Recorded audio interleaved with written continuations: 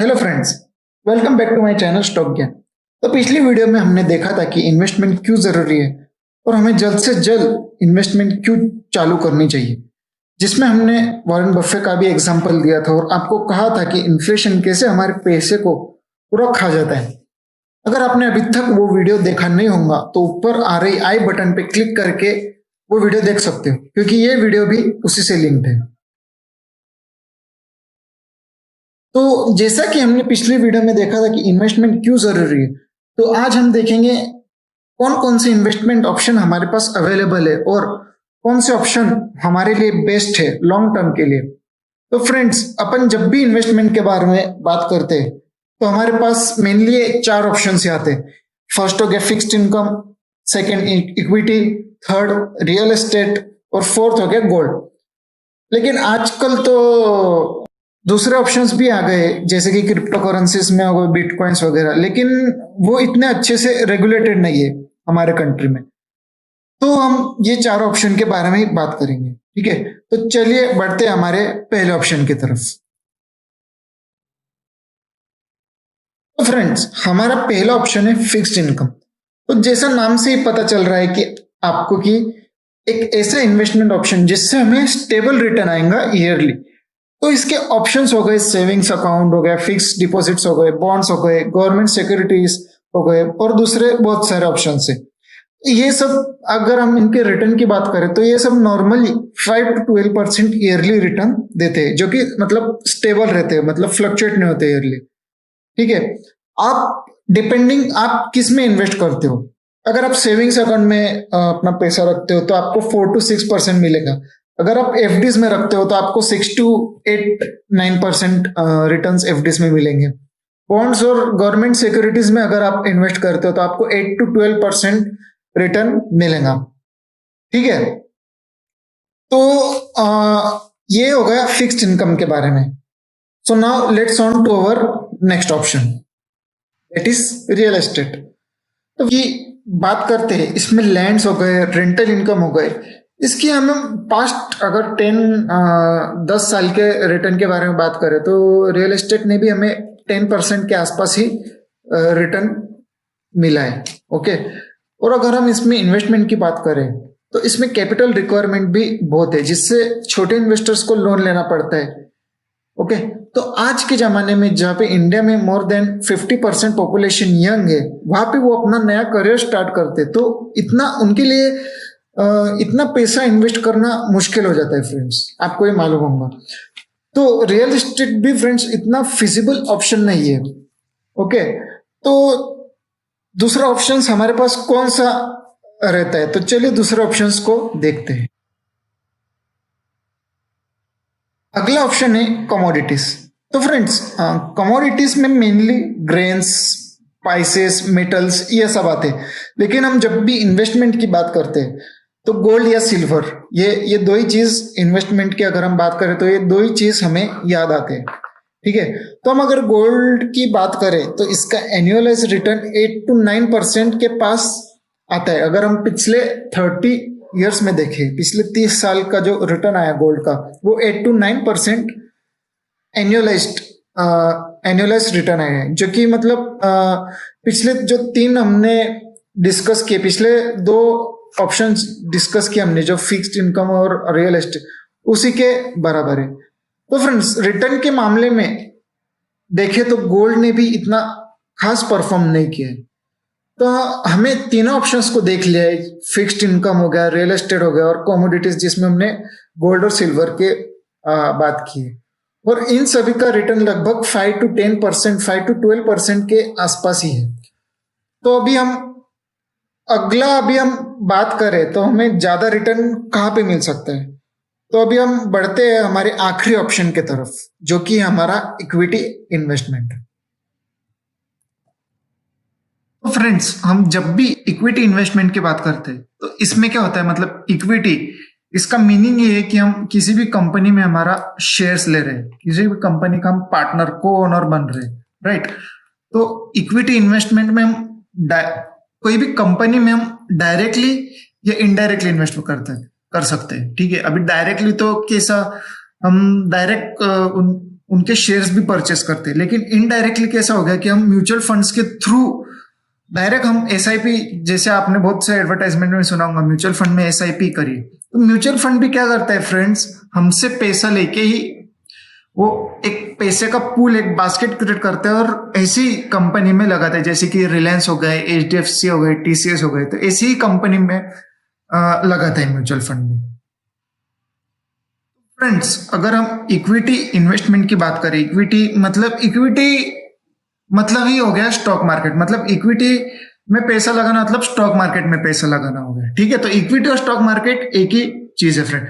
तो अगर हम स्टॉक मार्केट की रिटर्न की बात करें, सेंसेक्स और निफ्टी, ये दो चीज आते हैं, ये क्या रहते हैं, किस तरह काम करती है, हम अगले वीडियो में देखेंगे। तो फ्रेंड्स, सेंसेक्स और निफ्टी की अगर हम बात करें, जब से सेंसेक्स स्टार्ट हुआ है, मतलब लाइक 1980 के आस, मतलब नहीं, वो तो बहुत पहले स्टार्ट हुआ है, लेकिन हम अगर 1980 के तब से आज तक की रिटर्न के बारे में बात करें, 1980 1990 से आज 2020 तक के रिटर्न के बारे में अगर हम बात करें सेंसेक्स की, तो फ्रेंड्स सेंसेक्स ने 23 to 28% के रेंज में एन्युअलाइज्ड रिटर्न दिया है फ्रेंड्स। ये इतने अगर हम टाइम पीरियड की बात करें तो, ठीक है फ्रेंड्स। तो हमने देखा पिछले 3 ऑप्शंस में, फिक्स्ड इनकम में भी हमें 5 to 10% का रिटर्न मिल रहा है, गोल्ड में भी 8-9% के आसपास, रियल एस्टेट में भी 8 to 10% के आसपास रिटर्न मिले। लेकिन फ्रेंड्स, अगर हम पहले इक्विटी में इन्वेस्ट करते थे तो हमें 23 to 28% एन्युअलाइज रिटर्न मिलता था फ्रेंड्स। तो यही अभी हम बात करेंगे कि स्टॉक मार्केट क्यों जरूरी है और इसके फायदे क्या है और इसमें इन्वेस्टमेंट क्यों करना चाहिए, ठीक है। तो फ्रेंड्स, हमने पिछले स्लाइड्स में देख तो लिया कि इक्विटी इन्वेस्टमेंट क्या रहता है और इसके रिटर्न्स में भी देख ले, जो कि 23 to 28% बहुत ही बढ़िया रिटर्न थे। तो अभी जान लेते हैं कि हमें इसमें इन्वेस्टमेंट क्यों करना चाहिए और ये दूसरे जो हमारे इन्वेस्टमेंट ऑप्शन है उनके कंपैरिजन में ये क्यों आसान है और ये क्यों इतने फिजिबल है, ठीक है।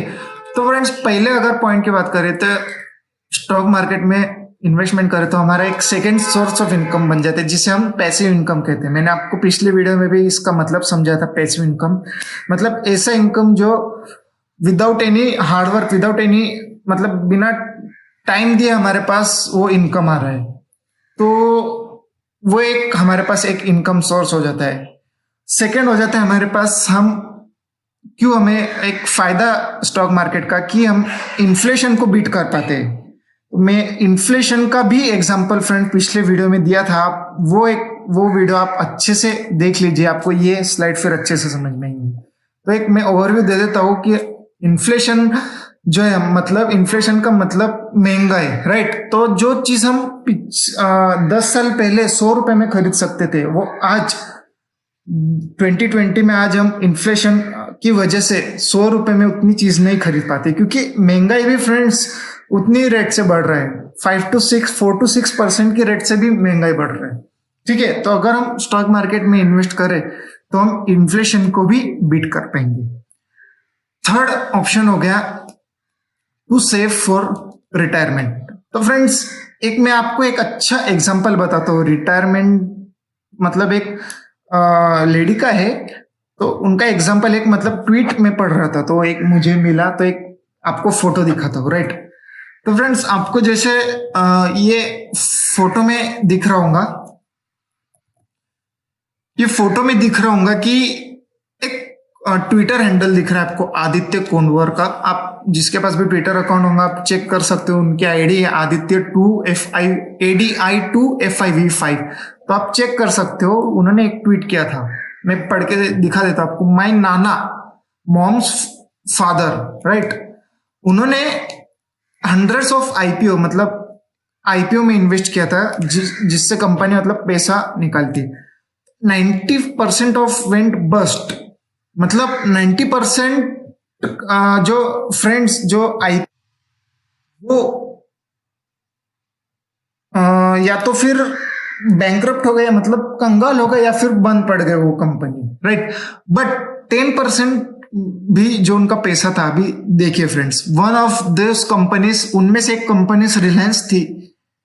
रिलायंस की जो प्रॉफिट, जो डिविडेंड आते थे, जो ग्रोथ होती थी रिलायंस की, उससे उन्होंने 3 लड़कों की, 3 उनके बेटों की और 3 बेटियों की शादी करवा दी उस पैसे से।